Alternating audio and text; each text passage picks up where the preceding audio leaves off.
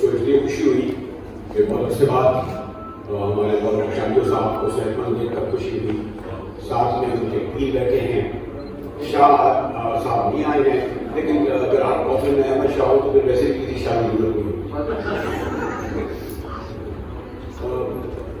میں نے کہا کہ جو علم کی اور دانش کی باتیں جو ہمارے محترم دوستوں نے کر دی، میں ذرا صاحب ایک پہلے بات میں ان کے ہال کا مشاہدہ یاد آ رہا ہے کہ کئی بار کہ فیض صاحب سے بات کر رہے تھے تو اس وقت بڑی تحریک چل رہی تھی نامنظور بنگلہ دیش نامنظور کی. تو جان صاحب آئے تو پھر انہوں نے اسی طرح جنتا جی نامنظور نامنظور نامنظور تو کیا منظور فوجی رات اعلیٰ کی روح نامنظور نامنظور. فیض صاحب ذرا سجدتی دہائی میں تھوڑا سا ان کے اپنے بیان کے سبب رہو تھے. اب جان صاحب دیکھا تو ہمارا دیہاتی پروگرام تو ختم ہو گیا اور مشاعرہ شروع ہوتا ہے فیض صاحب سے، لیکن پھر بھی ہمارے لگتی نہیں جانے جاتا. تو یہ میری جو تحریر ہے اس کو آپ دیہاتی سمجھ کے برداشت کیجیے. ہفتے کو پہلے لائن آف کنٹرول سے لائیو رپورٹنگ کی دہاڑی لگا تھا 2 میل پہنچا تو ایک عرصے بعد برادر عزیز فاروق سہیل گوندی کی ایک کے بعد دوسری کال دیکھ کر خوشی بھی ہوئی اور تشویش بھی.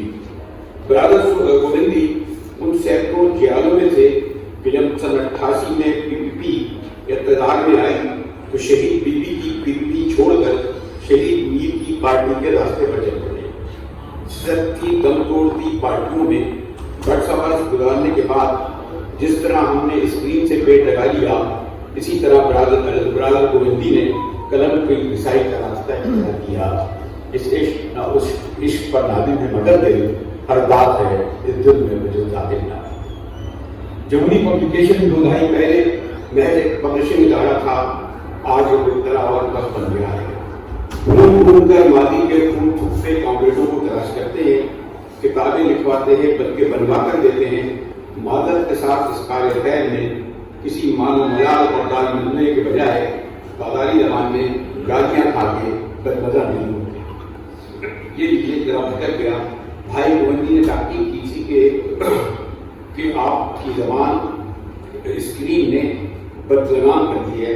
تقریب میں ہمارے سینئر صاحب ویسے بھی شام کو کر سکتے ہیں، فقیر کہاں اتار سکتا ہے، اس لیے اس بات کی چھوڑ دیتا ہوں. آپ پہنچا دیے پیر صاحب تک. جہاں تک برادر حسن گرداس پوری کا تعلق ہے تو جنرل ضیاء اورنگ کے دور میں موچی داروانے پر 2 ہی آوازیں فوجی آمریت کو دکھا رہی ہوتی تھی، ایک شاعر عوام حبیب جالب کی اور دوسرے اسلم گرداس پوری کی. حبیب جالب اسلم گرداس پوری جیسے سربراہوں نے ساری آمریت بڑے استقامت سے ساری فوجی آمریت کے خلاف بڑی استقامت سے گھر کا چولہا بھی جلایا اور اپنی شاعرانہ جاؤ جلال کا راستہ بھی نہ چھوڑا.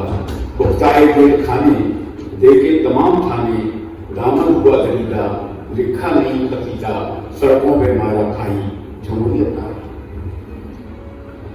جی آج جب ایک جنرل کے ہاتھوں معذرت کے ساتھ آج جب ایک جنرل کے ہاتھوں شہیدوں کی پارٹی کے قائد کے وارثان کو ایک جنرل کے کاموں پر شریفوں کے ساتھ بینروں اور اسکرینوں پر دیکھتا ہوں تو برادر جعفر احمد عبرت نہیں انجوائے کر رہا ہوں.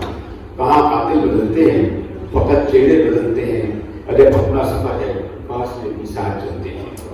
یہ نیچے برادر گوندی نے ہال میں داخل ہونے سے پہلے بھی تاکید کی تھی یہ نہ کراچی پریس کلب ہے اور موچی دروازہ، مگر ایک تو عادت کا جب پھر زبان قومی ابتدا.